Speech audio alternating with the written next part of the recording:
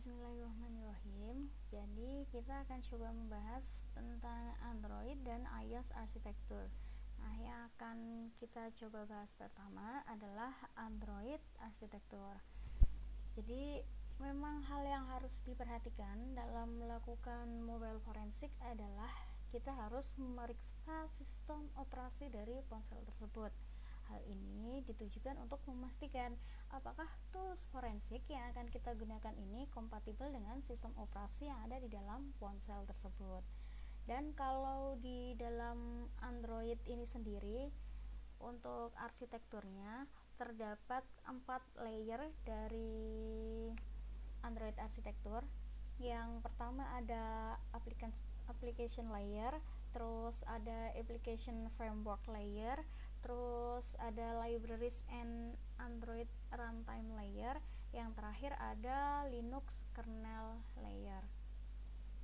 Jadi si Android ini sistem operasi yang dia sifatnya open source karena dia berbasis Linux dan pertama kali dikembangkan di tahun 2003 oleh Android Inc.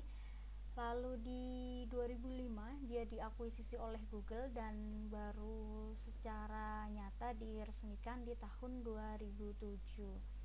Dan seperti kebanyakan sistem operasi yang ada, sistem operasi Android ini juga terdiri dari tumpukan komponen perangkat lunak yang secara kasarnya dia dibagi ke dalam 4 lapisan utama ini tadi: application layer, application framework layer, libraries and Android runtime, dan Linux kernel. Nah, untuk memudahkan ilustrasinya dapat dilihat di sini. Jadi layer application dia ada di paling atas dan layer Linux kernel dia ada yang di paling bawah. Jadi kalau lapisan paling bawah ini dia memang dimodifikasi oleh Google karena kan Android ini juga sudah diakuisisi oleh Google tadi, dan modifikasi ini dapat dilakukan untuk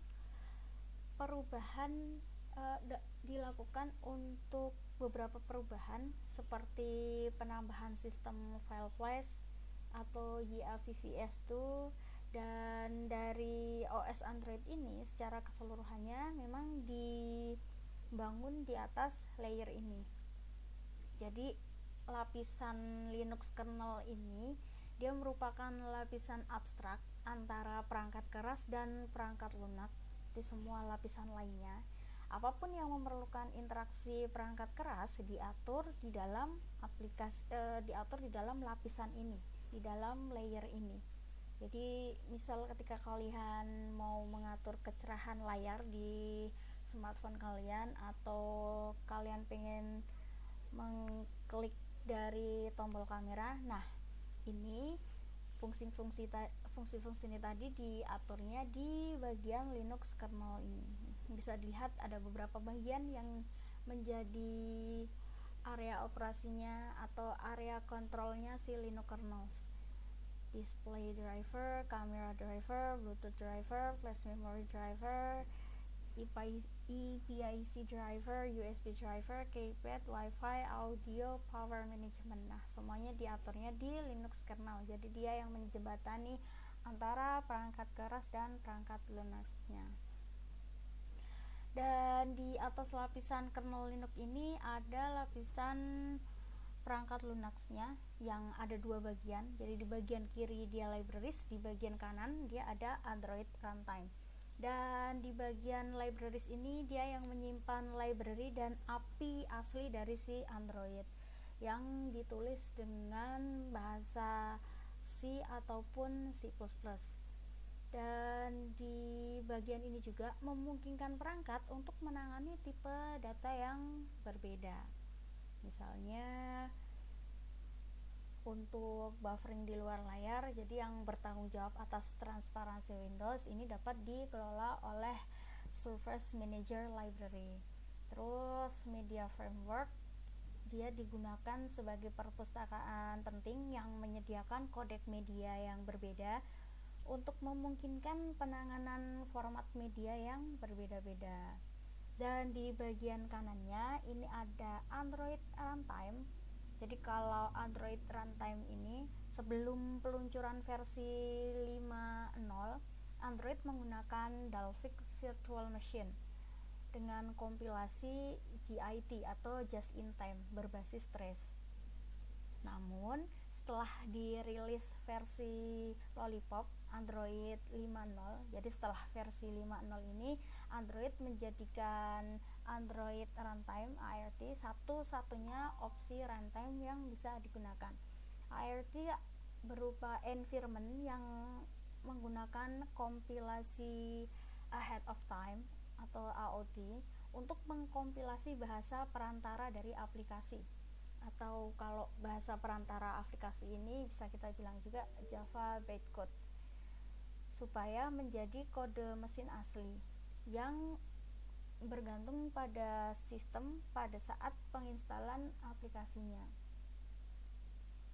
Dan hal ini dimaksudkan untuk mengeksekusi biner yang dihasilkan secara asli.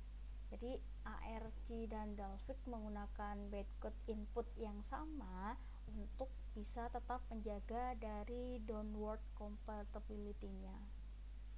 Dan kita bisa membandingkan antara Dalvik dan ARC arsitektur ini. Nah, dari sini setiap aplikasi Android ini dikodekan menggunakan Java dan dikompilasi ke bytecode untuk Java Virtual Machine atau JVM. Bytecode ini kemudian akan diterjemahkan ke bytecode Dalvik dalam bentuk file.dex dan odex. Jadi Dalvik yang dioptimalkan dapat dieksekusi sebagai bagian dari file APK apapun. Dan ART serta Dalvik ini menggunakan file.dex sebagai input, sedangkan file.odex diganti dengan file executable and linkable format atau ELF yang menggunakan utilitas dex2auth yang bertanggung jawab atas proses kompilasi. Jadi di sini bisa dilihat di dex file ini dia ada dua turunannya di sini, odex file dan ELF file. Dan dari ART dan Dalvik tadi yang menggunakan file.dex sebagai input, terus file.odex diganti file ELF dengan menggunakan utilities dex2auth yang bertanggung jawab atas proses kompilasinya, sehingga semua aplikasi yang dikompilasi menggunakan ART pada perangkat akan dapat dieksekusi secara natif oleh prosesornya.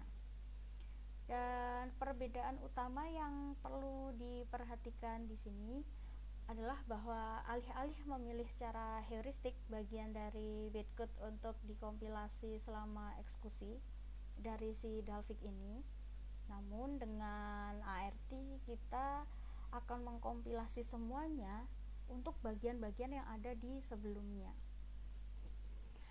Jadi dari layer untuk kedua dari bawah ada libraries dan Android runtime. Kemudian untuk bagian di atasnya, di atas lapisan library ataupun Android runtime ada lapisan application framework. Dan di application framework ini terdiri dari library yang kompatibel dengan Java berdasarkan OpenJD. Kalau di akhir 2015 ini Google pernah mengumumkan bahwa semua implementasi Java akan didasarkan pada OpenJDK sebagai gantinya dari Apache Harmony.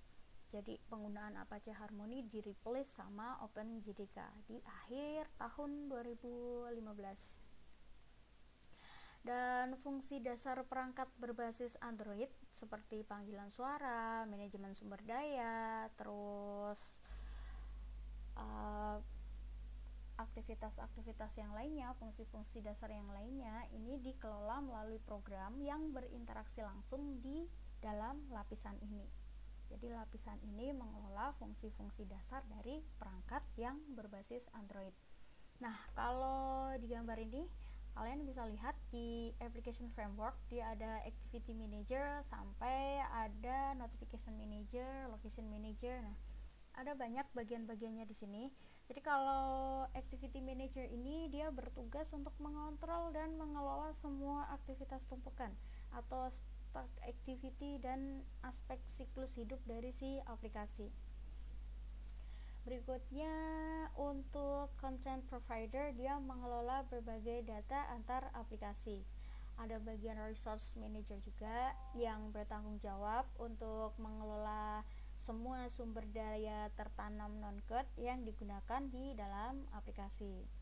Terus ada di paling ujung notification manager, dia berupa layanan yang memungkinkan aplikasi untuk menampilkan peringatan dan notifikasi. Nah, notifikasi kalian ini jadi dia dihandle oleh si notification manager di bagian application framework. Kemudian ada view system yang menyediakan serangkaian tampilan yang digunakan untuk membuat antarmuka pengguna aplikasi.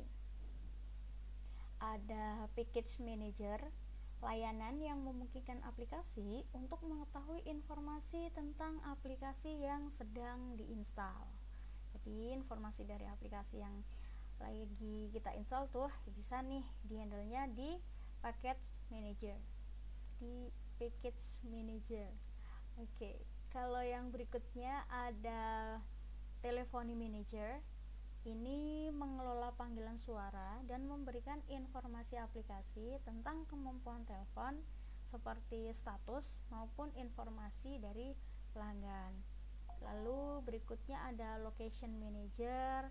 Kalau location manager ini akan memberikan akses ke informasi geolokasi dan layanan lokasi menggunakan GPS atau menara seluler. Dan di lapisan terakhir, di lapisan paling atas, lapisan tertingginya ada lapisan aplikasi atau application layer yang mewakili program-program yang digunakan oleh si pengguna perangkat, oleh si pemilik mobile device. Jadi kalau di sini ada dua jenis aplikasi, yaitu aplikasi sistem yang memang ada bersamaan dengan si perangkat, jadi aplikasi-aplikasi defaultnya, dan juga aplikasi yang diinstal oleh penggunanya secara terpisah. Nah, bisa dilihat di application ini contohnya ada home, kontak, phone, browser.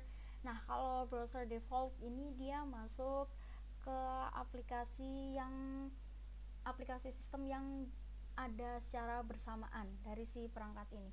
Dan biasanya aplikasi yang memang default ada ini diinstalnya ada di bawah /system/priv _app/.